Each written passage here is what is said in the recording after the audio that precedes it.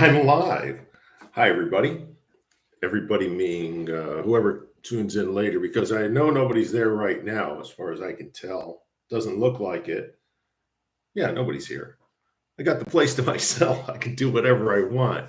But today, I am going to read an essay by Thom Hartmann of the Hartmann Report called Death Rattle of a Cult: Trump, Epstein, and the Long Knives of the Right. And the reason I want to read that is it gets into the roots of the MAGA cult. Where'd they come from? Why are they here? What do they want? Uh, I'm going to try and answer those questions. Well, not really. I don't know that anybody can answer those questions. It's a long process. There's just simply quite a bit to it. But what can we do about it? You know, we're dealing with a cult. Thom Hartmann writes, with Fox sharpening the blade and MAGA losing its grip, America teeters on the edge of a political Jonestown. Elon Musk is probably chuckling as Trump flails.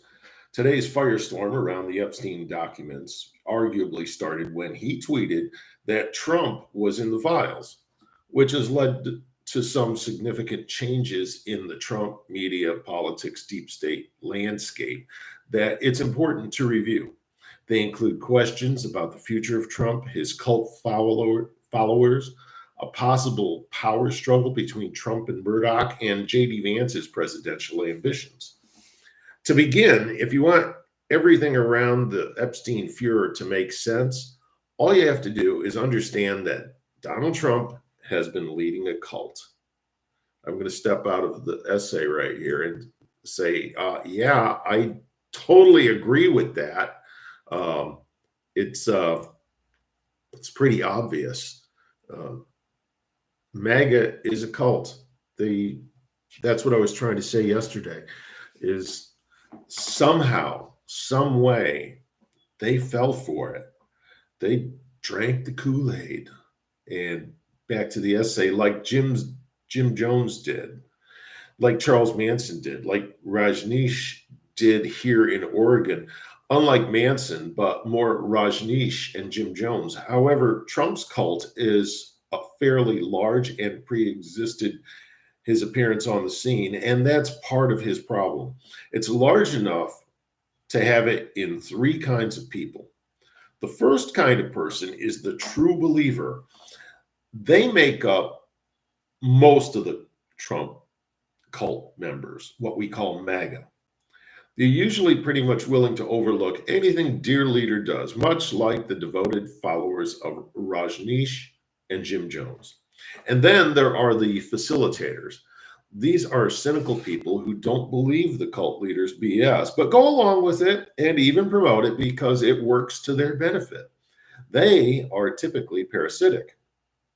They usually make their money from the members of the cult or get power from them, votes in this case, and often use their position in the cult to gain other benefits like sexual favors or fame. In this case, the facilitators are the Republican politicians who are begging money from their followers and voters, and then vote to screw those followers on behalf of the cult leader, Trump, and his billionaire friends. The morbidly rich keep the cult facilitators in line by funding their elections, and in the case of Republican Supreme Court justices, their lavish lifestyles. When you understand that it's a cult and that some of the people who seem high up in it are true believers and not facilitators, suddenly Marjorie Taylor Greene's behavior makes sense when she seems to attack Trump. She's a true believer. She's completely bought into the conspiracy nuttery that brought him to office twice. You also begin to understand why Chuck Grassley ran that Senate Judiciary Committee the way he did, to push through Emil Bove over the objections of the Democrats and literally hundreds of former lawyers, judges, and Department of Justice officials. Grassley is a cynical facilitator. And you understand why the Republican congressman from Kentucky, Robert Thomas Massey, has joined with Democratic Congressman Ro Khanna to demand release of the Epstein documents and essentially turned on Trump. Massey represents the third kind of person in a cult who only shows up typically towards the early stages of the collapse of the cult and then presents a real danger to the cult leader. This third category are the true believers who have suddenly seen a crack in reality, the false reality that the cult leader has created around them. You could call them former true believers. Once they saw the light through that crack, saw the real world, they realized that they were being lied to. When a cult is on the verge of collapse, these kinds of people become more and more numerous as more and more people begin to wake up from the cult leader's trance.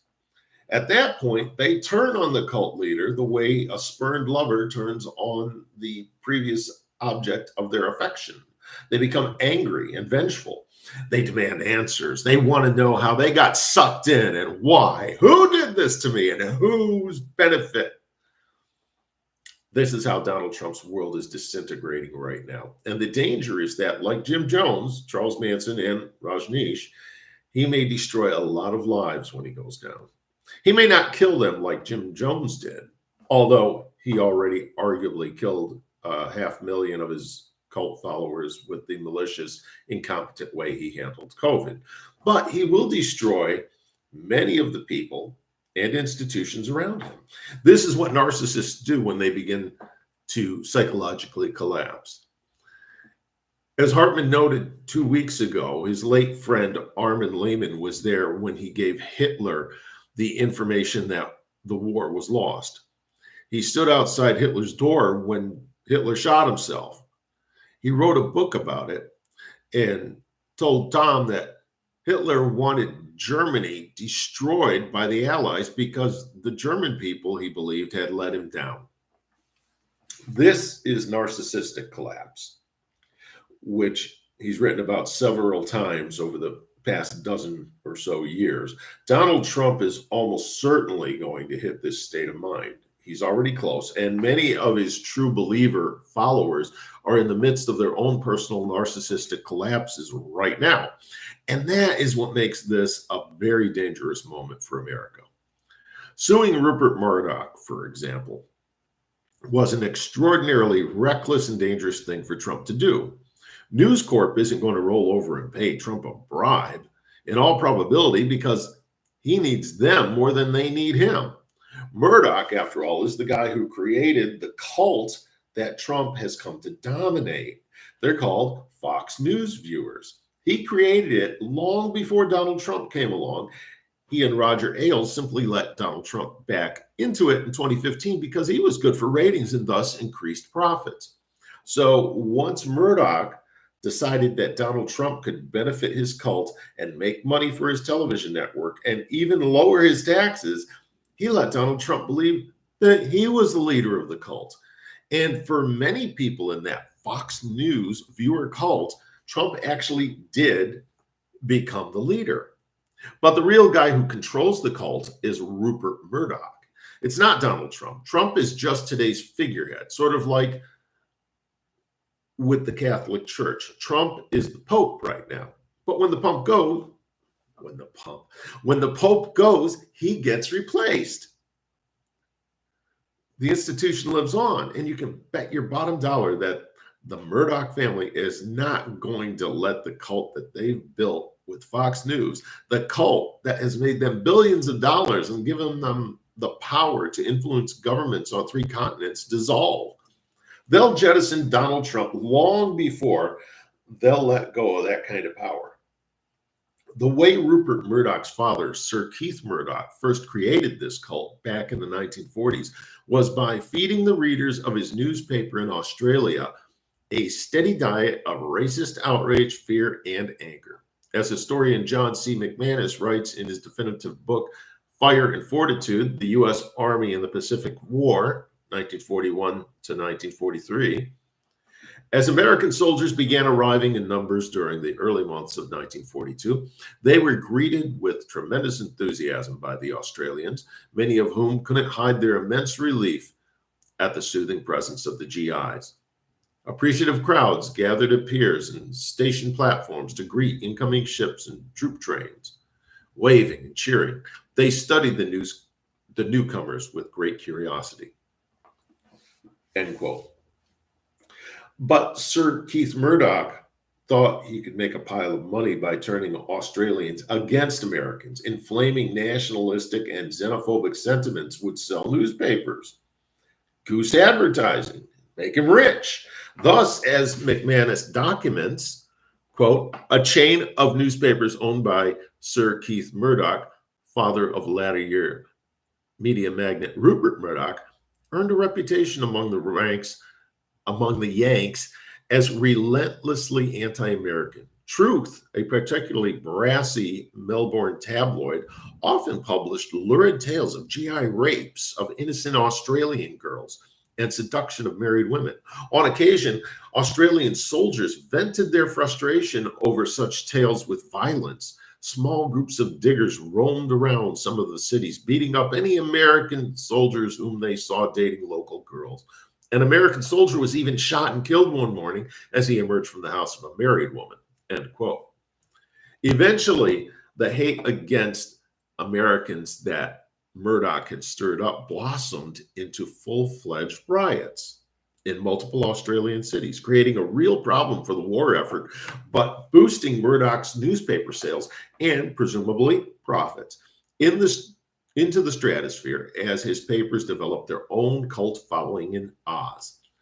Keith then passed the cult and the media outlets that had created it along to Rupert, who then took his brand of cult-forming journalism, Fox called it entertainment when they were sued by Dominion voting systems, to England and then, ironically, to America.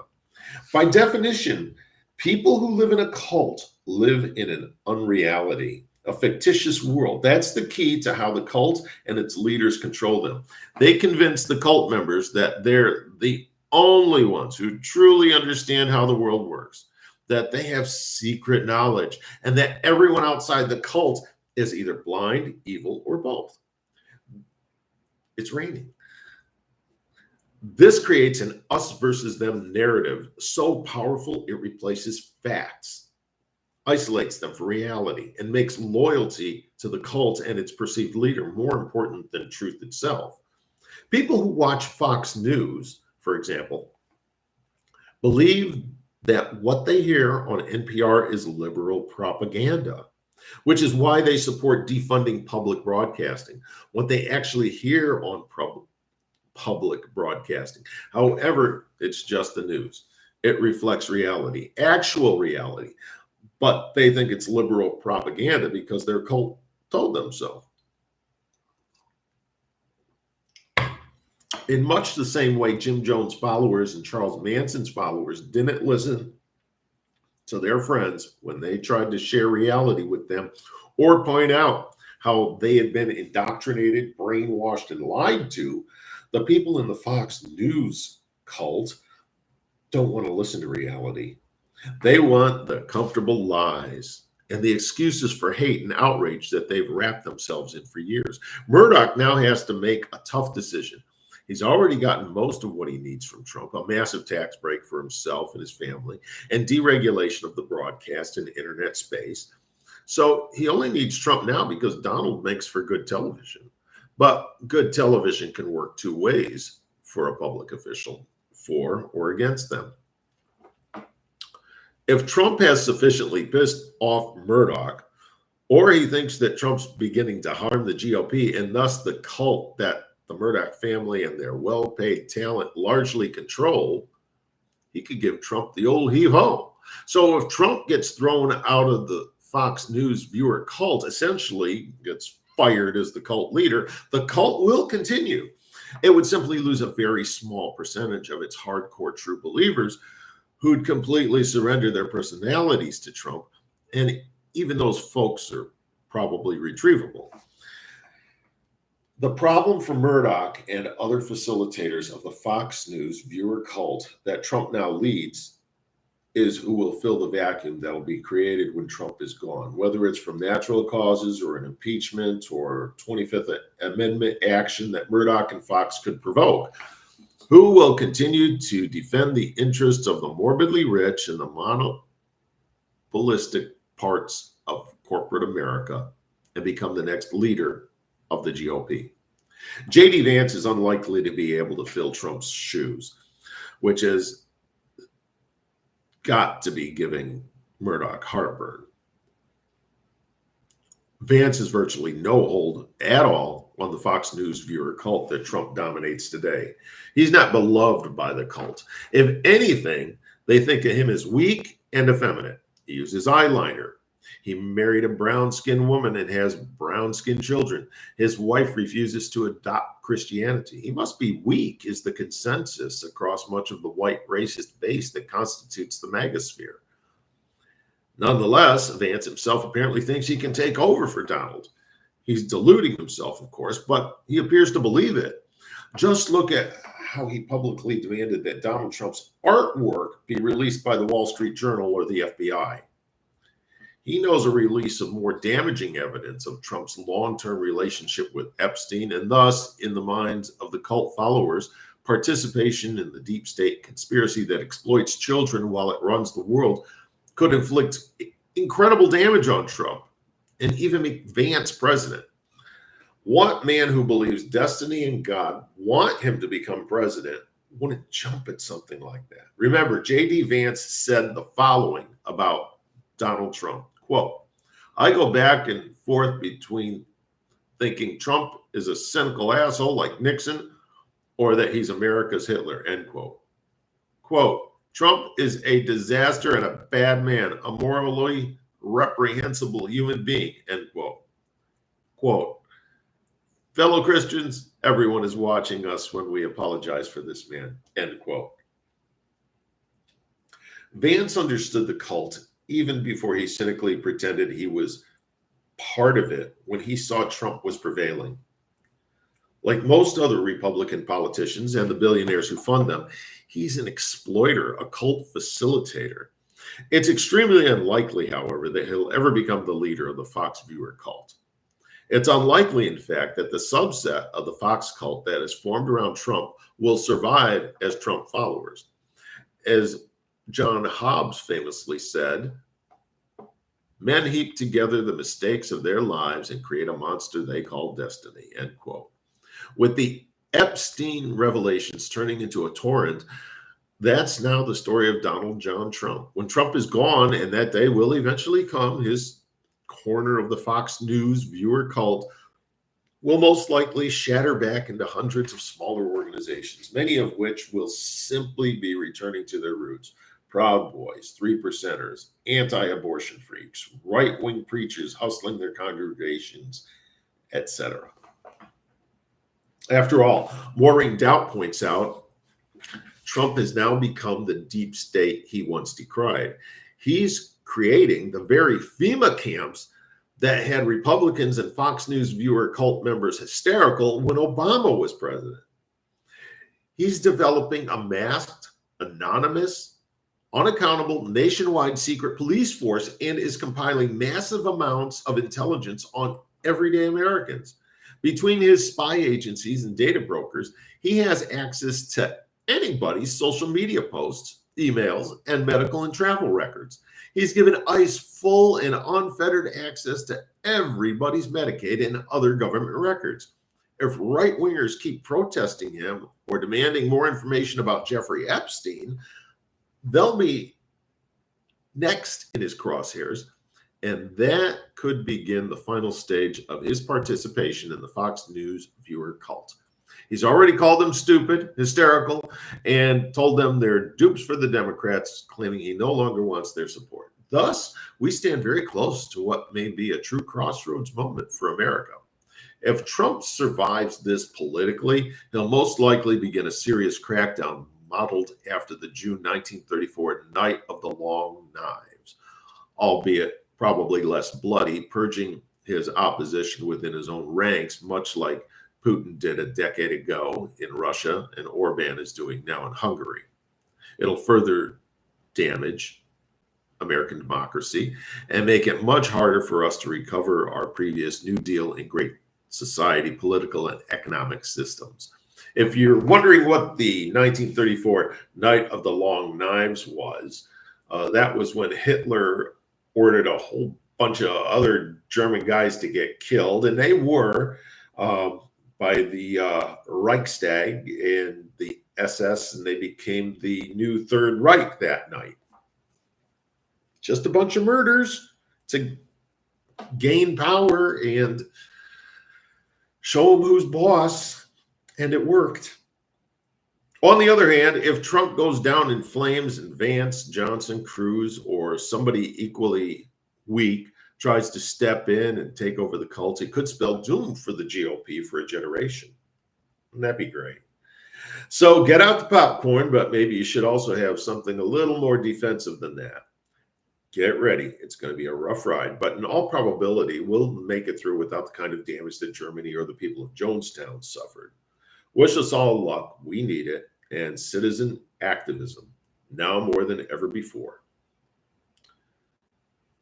If you want more fearless commentary like that, subscribe, free or paid, and help fuel the fight for truth. That is yesterday's The Hartmann Report by Thom Hartmann. Look it up. I think I'm going to have to put the link in the description. I forgot about doing that. You know, I'm new to this stuff, live streaming. Oh, nobody's listening anyway. I got 0 hits, not one like. Oh, come on. Can I like it? Oh, I tried. You see, I'm looking over there because that's where the screen. Oh, wait, I can just move that screen over here. And ta-da. Oh, now I'm looking right at me. I hope that came across well.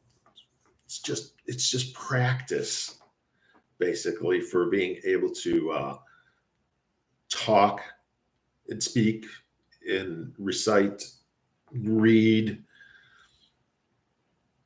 I think it was a great essay, so I wanted to share it.